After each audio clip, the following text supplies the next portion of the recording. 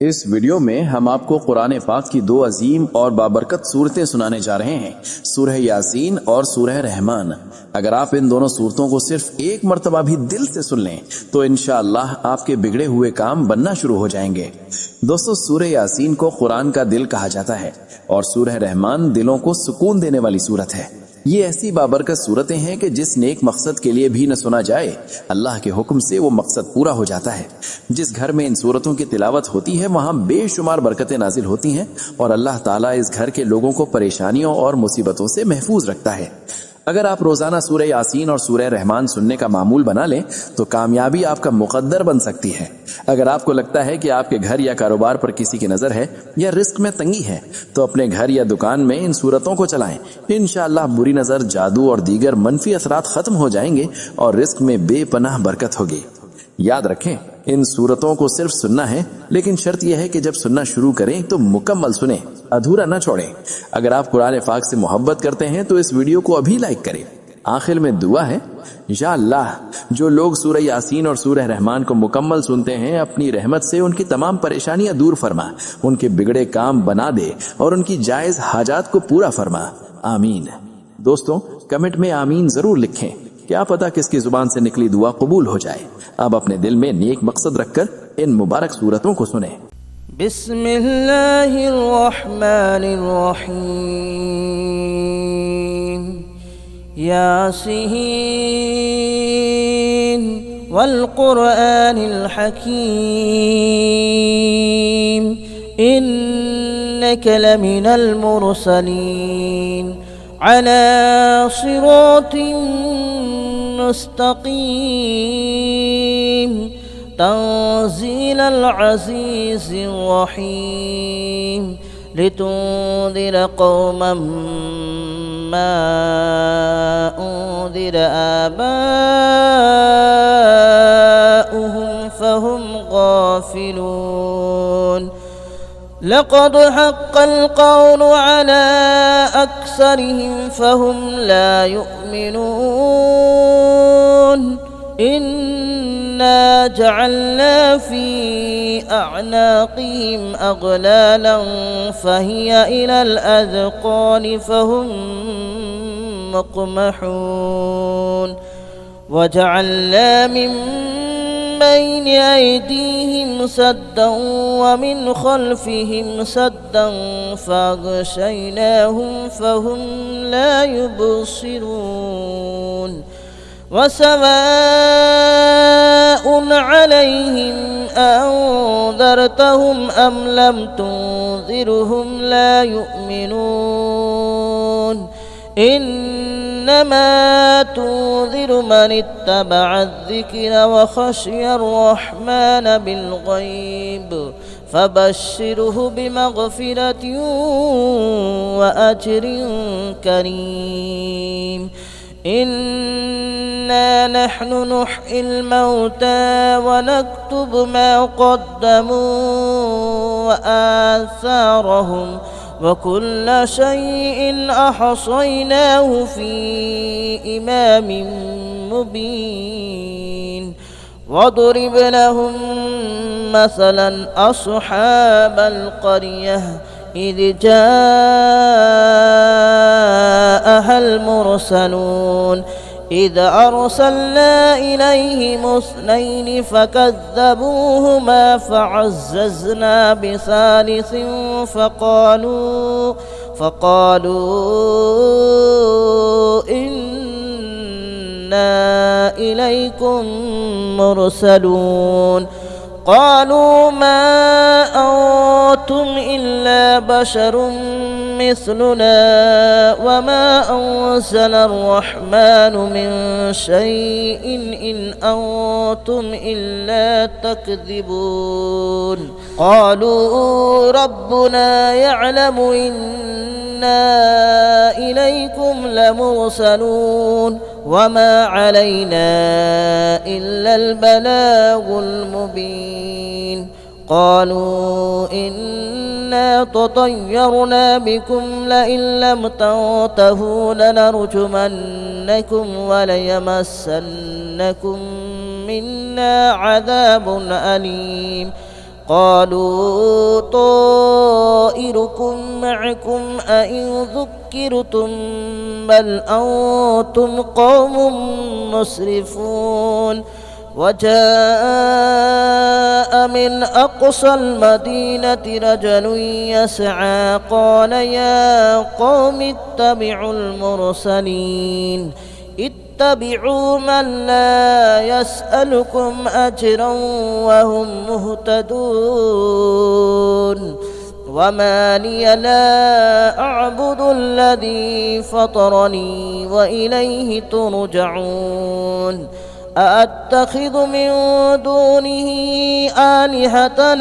يردني الرحمن بضر لا تغن عني شفاءتهم شيئا ولا ينقذون إني إذا لفي ضلال مبين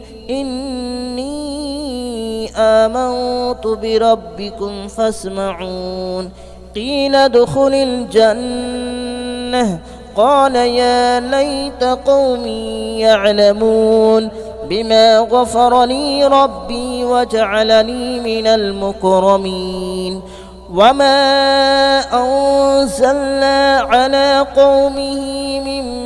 بعده من جود من السماء وما كنا منزلين إن كانت إلا صيحة واحدة فإذا هم خامدون يا حسرة على العباد ما يأتيهم من رسول إلا كانوا به يستهزئون ألم يروا كم أهلكنا قبلهم من القرون أنهم إليهم لا يرجعون وإن كل لما جميع لدينا محضرون وآية لهم الأرض الميتة أحييناها وأخرجنا منها حبا فمنه يأكلون وجعلنا فيها جنات من نخيل وأعناب وفجرنا فيها من العيون ليأكلوا من ثمره وما عملته أيديهم أفلا يشكرون سبحان الذي خلق الأزواج كلها مما تنبت الأرض ومن أنفسهم ومما لا يعلمون وآية لهم الليل نسلخ منه النهار فإذا هم مظلمون والشمس تجري لمستقر لها ذلك تقدير العزيز العليم والقمر قدرناه منازل حتى عاد كالعرجون القديم لا الشمس ينبغي لها أن تدرك القمر ولا الليل سابق النهار وكل في فلك يسبحون وآية لهم ألا حملنا ذريتهم في الفلك المشحون وخلقنا لهم من مثله ما يركبون وإن نشأ نغرقهم فلا صريخ لهم ولا هم ينقذون إلا رحمة منا ومتاعا إلى حين وإذا قيل لهم اتقوا ما بين أيديكم وما خلفكم لعلكم ترحمون وما تأتيهم من آية من آيات ربهم إلا كانوا عنها معرضين وإذا قيل لهم أنفقوا مما رزقكم الله قال الذين كفروا للذين آمنوا أنطعم من لو يشاء الله أطعمه إن أنتم إلا في ضلال مبين ويقولون متى هذا الوعد إن كنتم صادقين ما ينظرون إلا صيحة واحدة تأخذهم وهم يخصمون فلا يستطيعون توصية ولا إلى أهلهم يرجعون ونفخ في الصور فإذا هم من الأجداث إلى ربهم ينسلون قالوا يا ويلنا من بعثنا من مرقدنا هذا ما وعد الرحمن وصدق المرسلون إن كانت إلا صيحة واحدة فإذا هم جميع لدينا محضرون فاليوم لا تظلم نفس شيئا ولا تجزون إلا ما كنتم تعملون إن أصحاب الجنة اليوم في شغل فاكهون هم وأزواجهم في ظلال على الأرائك متكئون لهم فيها فاكهة ولهم ما يدعون سلام قولا من رب رحيم وامتازوا اليوم أيها المجرمون ألم أعهد إليكم يا بني آدم ألا تعبدوا الشيطان ألم أعهد إليكم يا بني آدم ألا تعبدوا الشيطان إنه لكم عدو مبين وأن اعبدوني هذا صراط مستقيم ولقد أضل منكم جبلا كثيرا أفلم تكونوا تعقلون هذه جهنم التي كنتم توعدون اصلوها اليوم بما كنتم تكفرون اليوم نختم على أفواههم وتكلمنا أيديهم وتشهد أرجلهم بما كانوا يكسبون ولو نشاء لطمسنا على أعينهم فاستبقوا الصراط فأنى يبصرون ولو نشاء لمسخناهم على مكانتهم فما استطاعوا مضيا ولا يرجعون ومن نعمره ننكسه في الخلق أفلا يعقلون وما علمناه الشعر وما ينبغي له إن هو إلا ذكر وقرآن مبين لينذر من كان حيا ويحق القول على الكافرين أولم يروا أنا خلقنا لهم مما عملت أيدينا أنعاما فهم لها مالكون وذللناها لهم فمنها ركوبهم ومنها يأكلون ولهم فيها منافع ومشارب أفلا يشكرون واتخذوا من دون الله آلهة لعلهم ينصرون لا يستطيعون نصرهم وهم لهم جند محضرون فلا يحزنك قولهم إن إنا نعلم ما يسرون وما يعلنون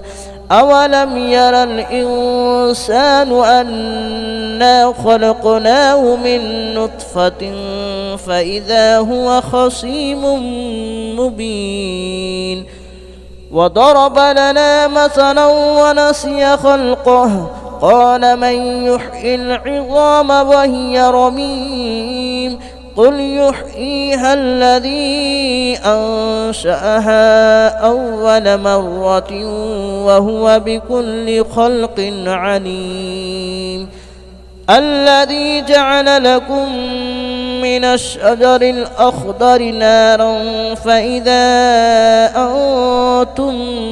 منه توقدون أوليس الذي خلق السماوات والأرض بقادر على أن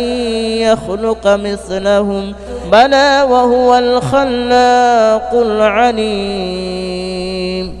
إنما أمره إذا أراد شيئا أن يقول له كن فيكون فسبحان الذي بيده ملكوت كل شيء وإليه ترجعون بسم الله الرحمن الرحيم الرحمن علم القرآن خلق الإنسان علمه البيان الشمس والقمر بحسبان والنجم والشجر يسجدان والسماء رفعها ووضع الميزان ألا تطغوا في الميزان وأقيموا الوزن بالقسط ولا تخسروا الميزان والأرض وضعها للأنام فيها فاكهة والنخل ذات الأكمام والحب ذو العصف والريحان فبأي آلاء ربكما تكذبان خلق الإنسان من صلصال كالفخار وخلق الجان من مارج من نار فبأي آلاء ربكما تكذبان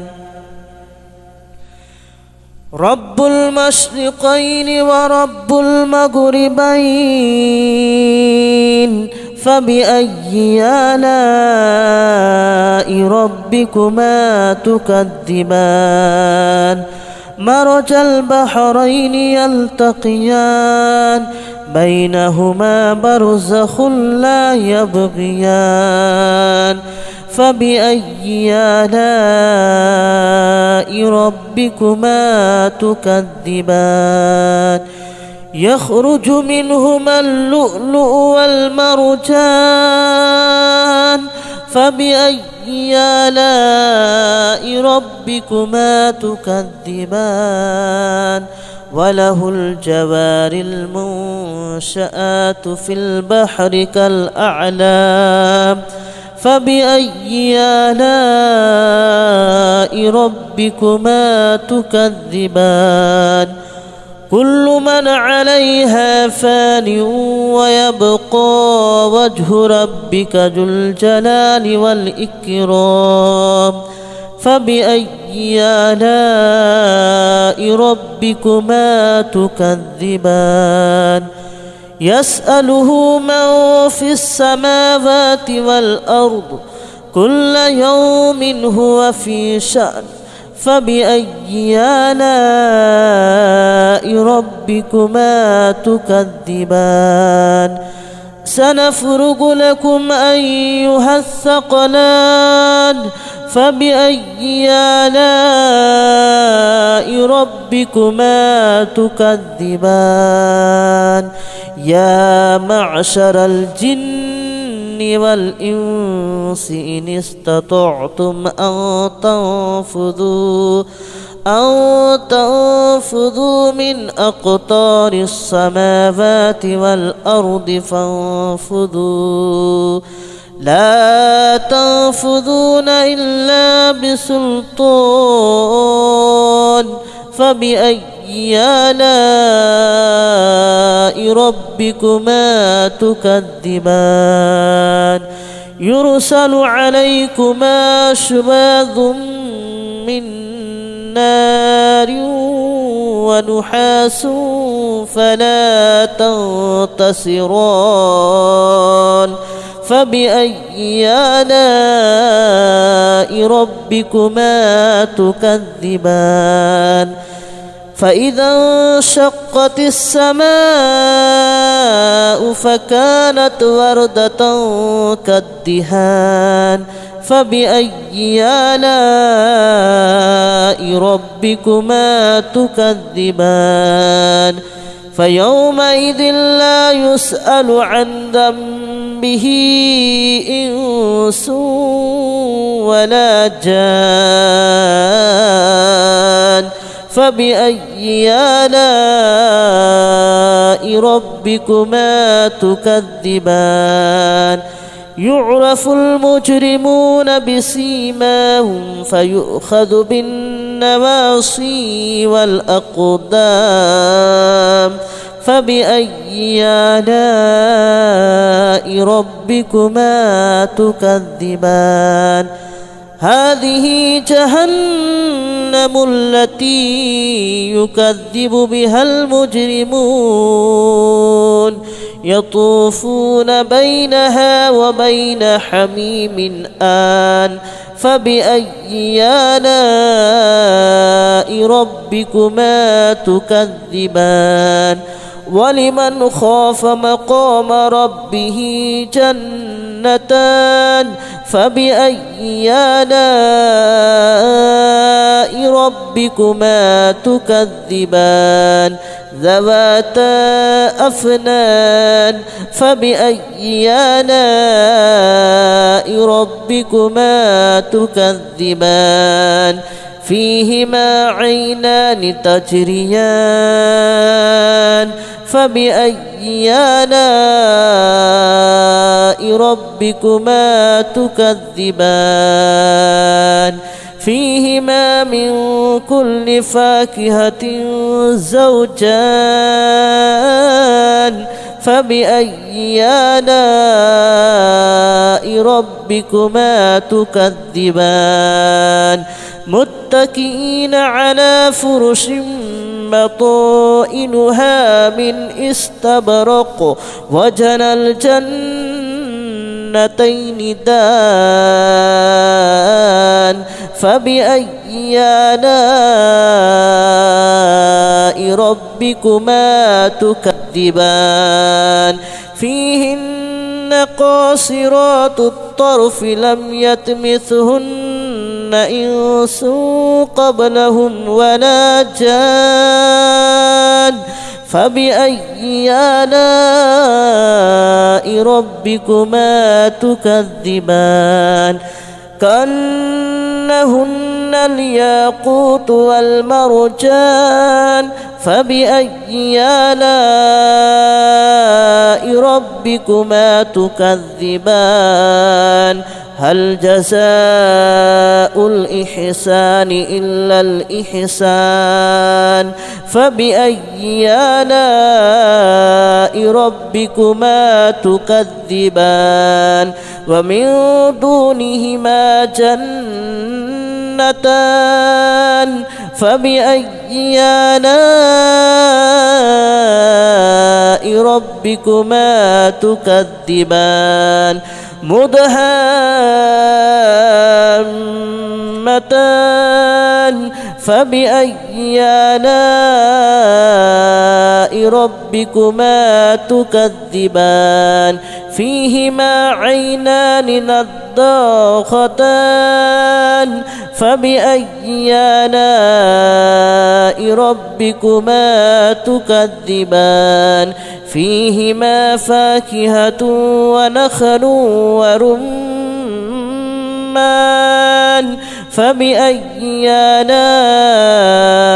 ربكما تكذبان فيهن خيرات حسان فبأي آلاء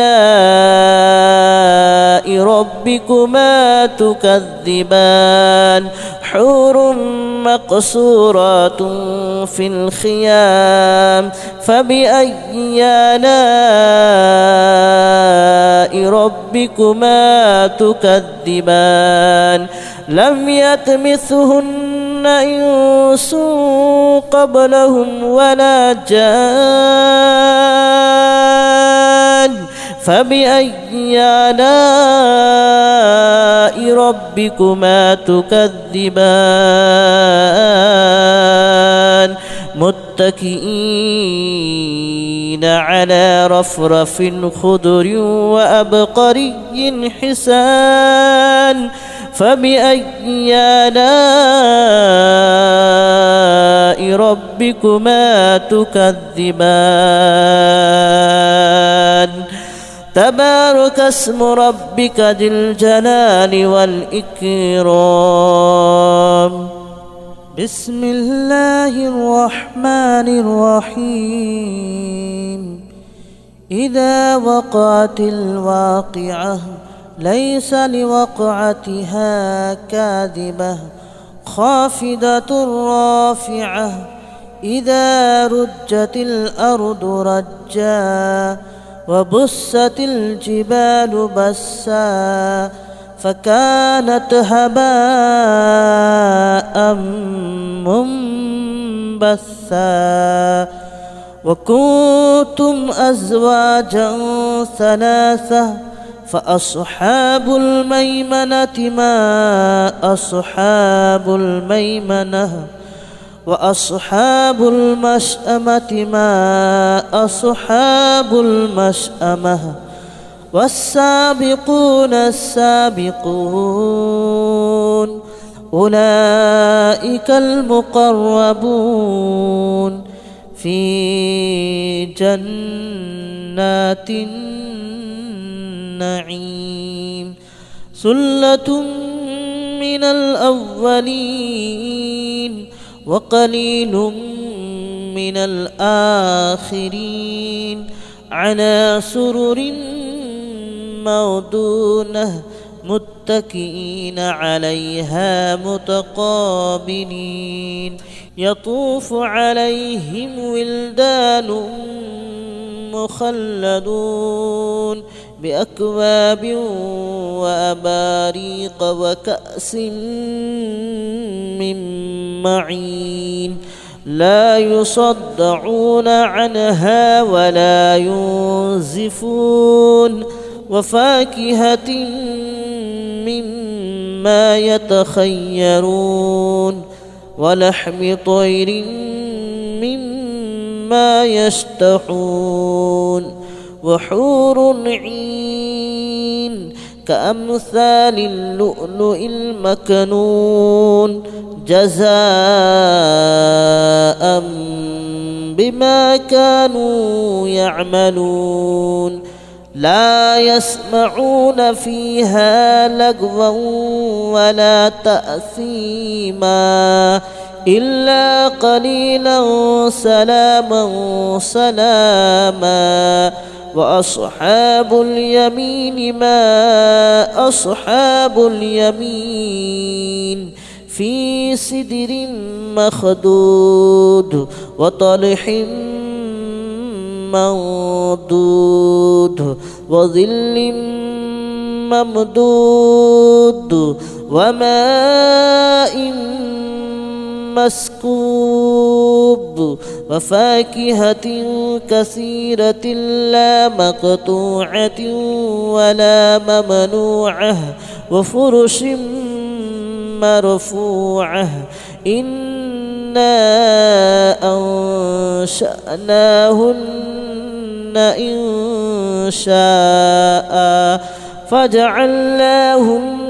أبكارا عربا أترابا لأصحاب اليمين ثلة من الأولين وثلة من الآخرين وأصحاب الشمال ما أصحاب الشمال في سموم وحميم وظل من يحموم لا بارد ولا كريم إنهم كانوا قبل ذلك مترفين وكانوا يصرون على الحنث العظيم وكانوا يقولون أئذا متنا وكنا ترابا وعظاما أئنا لمبعوثون أو آباؤنا الأولون قل إن الأولين والآخرين لمجموعون إلى ميقات يوم معلوم ثم إنكم أيها الضالون المكذبون لآكلون من شجر من زقوم فمالئون منها البطون فشاربون عليه من الحميم فشاربون شرب الحميم هذا نزلهم يوم الدين نحن خلقناكم فلولا تصدقون أفرأيتم ما تمنون أأنتم تخلقونه أم نحن الخالقون نحن قدرنا بينكم الموت وما نحن بمسبوقين على أن نبدل أمثالكم وننشئكم فيما لا تعلمون ولقد علمتم النشأة الأولى فلولا تذكرون أفرأيتم ما تحرثون أأنتم تزرعونه أم نحن الزارعون لو نشاء لجعلناه هطاما فظلتم تفكهون إنا لمغرمون بل نحن محرومون أفرأيتم الماء الذي تشربون أأنتم أنزلتموه من المزن أم نحن المنزلون لو نشاء جعلناه أجاجا فلولا تشكرون أفرأيتم النار التي تورون أأنتم أنشأتم شجرتها أم نحن المنشئون نحن جعلناها تذكرة ومتاعا للمتقين نحن جعلناها تذكرة ومتاعا للمقوين فسبح باسم ربك العظيم فلا أقسم بمواقع النجوم وإنه لقسم لو تعلمون عظيم إنه لقرآن كريم في كتاب مكنون لا يمسه إلا المطهرون تنزيل من رب العالمين أفبهذا الحديث أنتم مدهنون وتجعلون رزقكم أنكم تكذبون فلولا إذا بلغت الحلقوم وأنتم حينئذ تنظرون ونحن أقرب إليه منكم ولكن لا تبصرون فلولا إن كنتم غير مدينين ترجعونها إن كنتم صادقين فأما إن كان من المقربين فروح وريحان وجنة نعيم وأما إن كان من أصحاب اليمين فسلام لك من أصحاب اليمين وأما إن كان من المكذبين الضالين فنزل من حميم وتصلية جحيم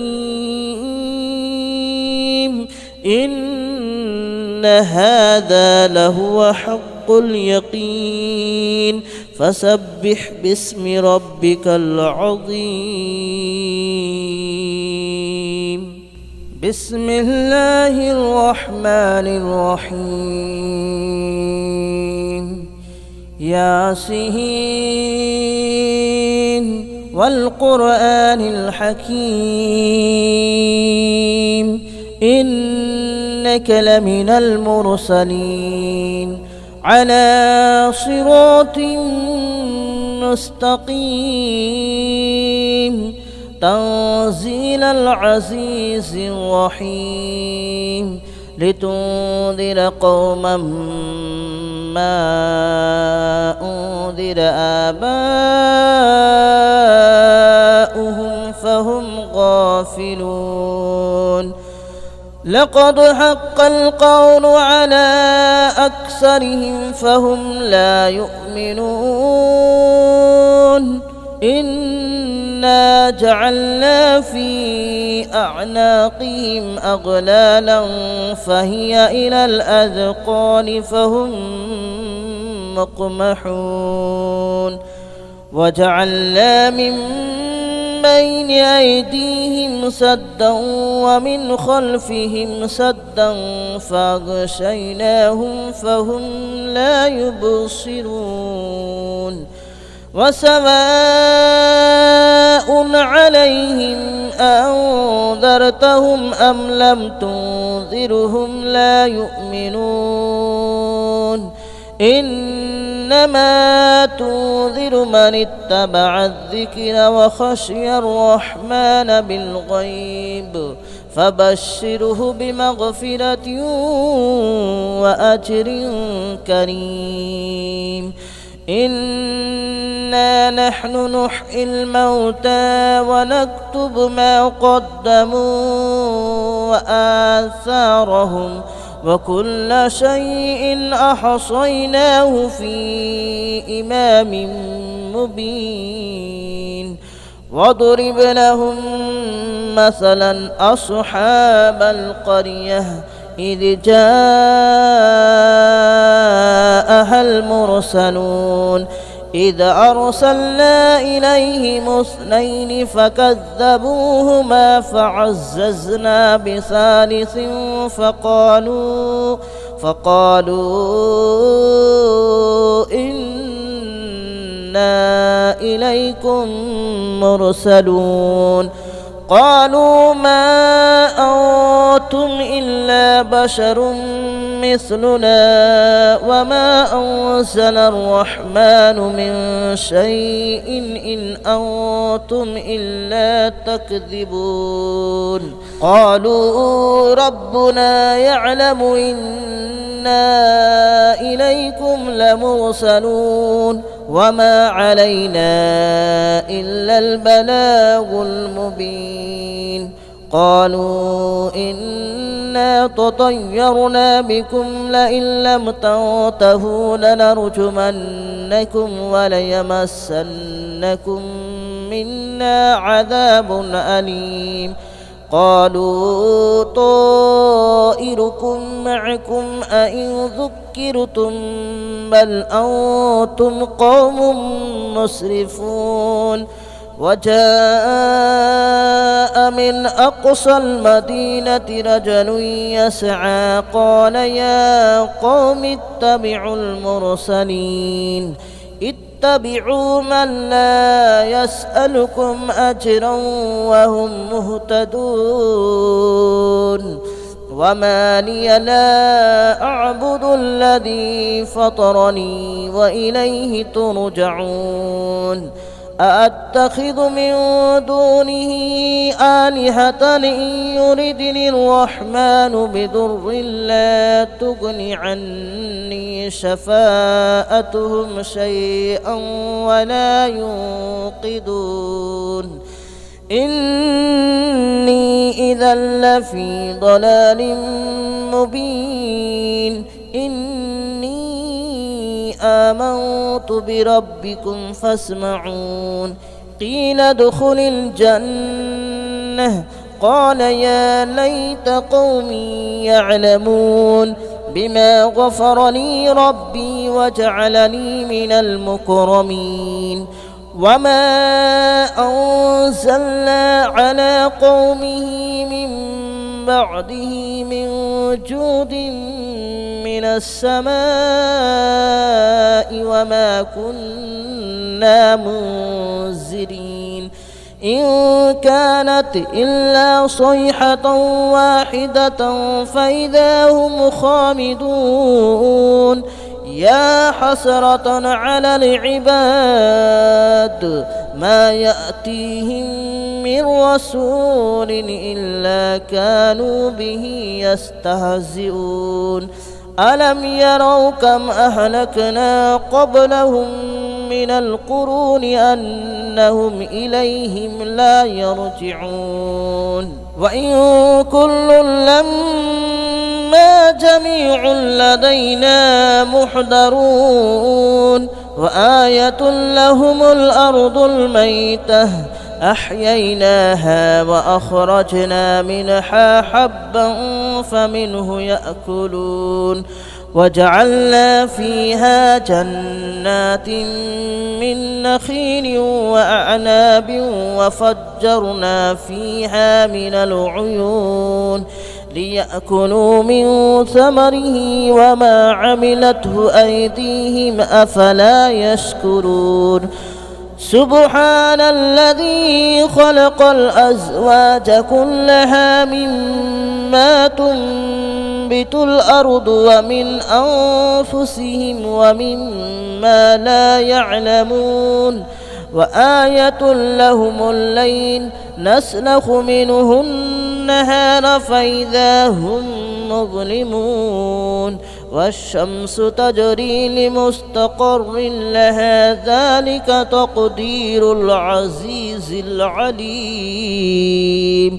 والقمر قدرناه منازل حتى عاد كالعرجون القديم لا الشمس ينبغي لها أن تدرك القمر ولا الليل سابق النهار وكل في فلك يسبحون وآية لهم ألا حملنا ذريتهم في الفلك المشحون وخلقنا لهم من مثله ما يركبون وإن نشأ نغرقهم فلا صريخ لهم ولا هم ينقذون إلا رحمة منا ومتاعا إلى حين وإذا قيل لهم اتقوا ما بين أيديكم وما خلفكم لعلكم ترحمون وما تأتيهم من آية من آيات ربهم إلا كانوا عنها معرضين وإذا قيل لهم أنفقوا مما رزقكم الله قال الذين كفروا للذين آمنوا أنطعم من لو يشاء الله أطعمه إن أنتم إلا في ضلال مبين ويقولون متى هذا الوعد إن كنتم صادقين ما ينظرون إلا صيحة واحدة تأخذهم وهم يخصمون فلا يستطيعون توصية ولا إلى أهلهم يرجعون ونفخ في الصور فإذا هم من الأجداث إلى ربهم ينسلون قالوا يا ويلنا من بعثنا من مرقدنا هذا ما وعد الرحمن وصدق المرسلون إن كانت إلا صيحة واحدة فإذا هم جميع لدينا محضرون فاليوم لا تظلم نفس شيئا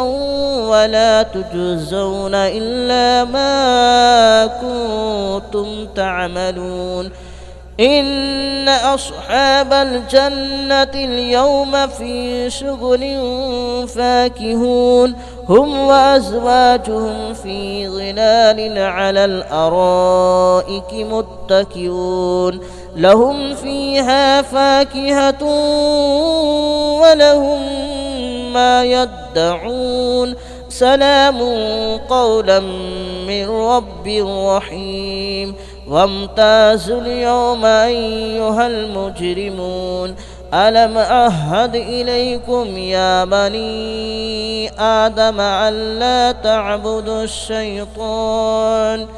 ألم أعهد إليكم يا بني آدم ألا تعبدوا الشيطان إنه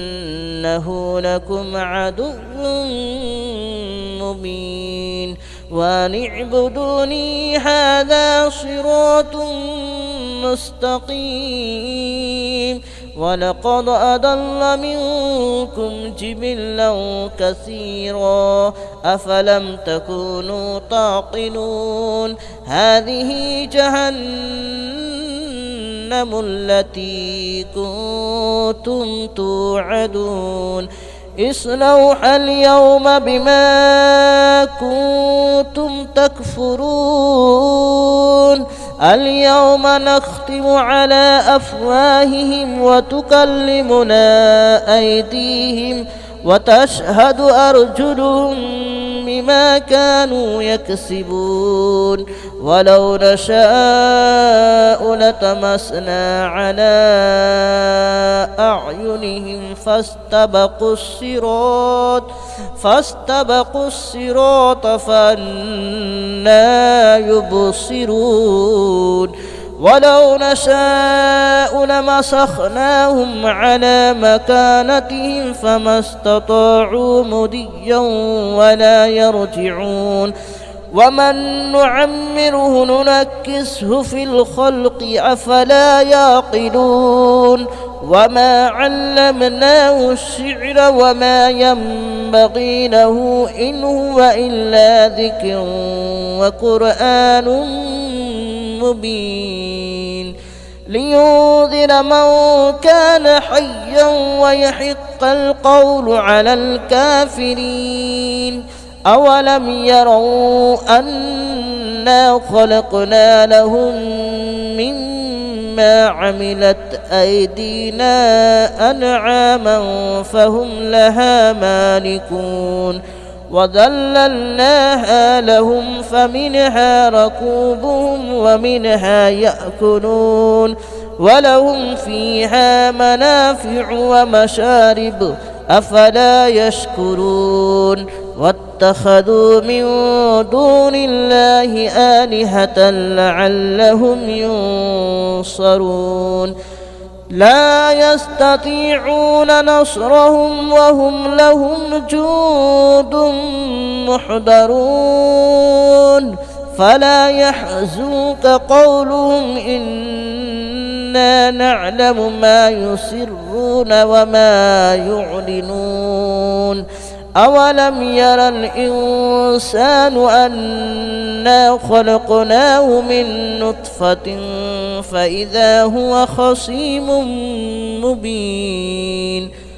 وضرب لنا مثلا ونسي خلقه قال من يحيي العظام وهي رميم قل يحييها الذي أنشأها أول مرة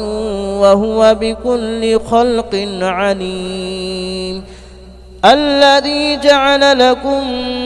من الشجر الأخضر نارا فإذا أنتم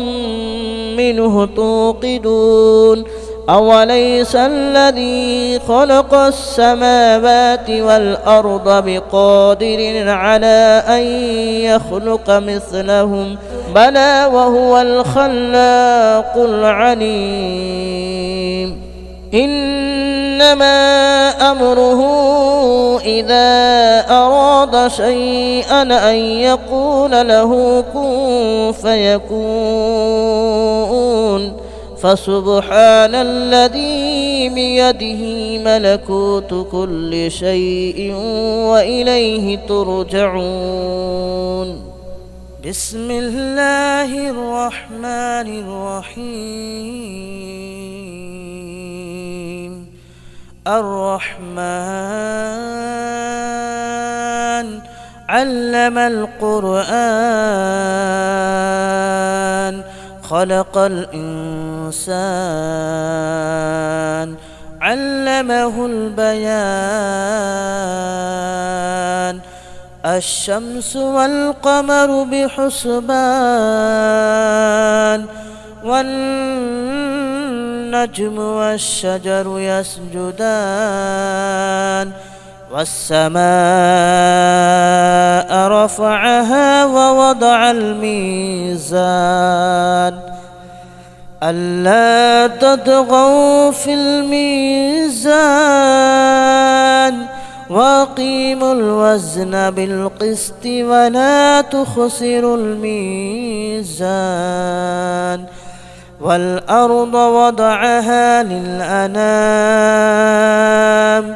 فيها فاكهة والنخل ذات الأكمام